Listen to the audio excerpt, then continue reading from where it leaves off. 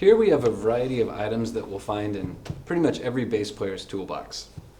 First one, this big thing, this is what's known as a music stand. We'll use this to hold our music while we play. It's very important. This is a pretty standard stand that you'll find in a school or a theater or something like that. You can buy wire stands, which you can fold up, which are a little bit more portable, a little bit less heavy. I recommend having one of those in addition to something like this if possible. Moving on, we have our tuner. The tuner is what you'll use to tune your instrument. You'll want to have one that you can carry around with you. I recommend either picking one like this up from a store. You can also get a metronome that looks like this as well. Or another convenient way to deal with the tuner and metronome is to get an app on your phone. Most phones can have free apps available for both tuners and metronomes, as well as on the Practicing Musician website. We have a metronome that you can use right on the website. From there, we have our strap here. The strap is what's used to stand with the instrument. You don't actually need a strap when you're sitting, although some people like to use them.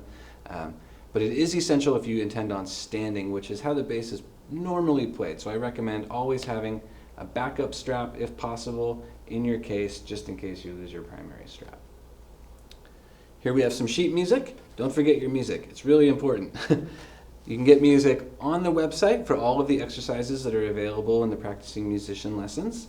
Of course, if you're in any community bands or any school bands or anything like that, you're going to get music for those, and also you might pick up some music from the music store to practice on your own. It's important to keep this in your case so you always have access to it. Down here we have our pencil. It's very important to use a pencil when making edits on music and not a pen, because with the pencil you'll be able to erase later or change things if you decide in rehearsal that what you were doing before you want to do differently. Last but not least, we have our guitar stand. The guitar stand, I would recommend picking one up. It's a really good idea to have one. You can keep it with your music stand if you have a folding music stand. Most guitar stands also fold up and compress a little bit. It's a really good idea to have one so that you don't have to set your instrument, lean it up against a chair, or set it down in a place where it might get damaged. I always like to have a guitar stand on me just so I can set it up and know that my bass is safe and out of the way. So there's a summary of all the tools that you'll need to have with you when you play.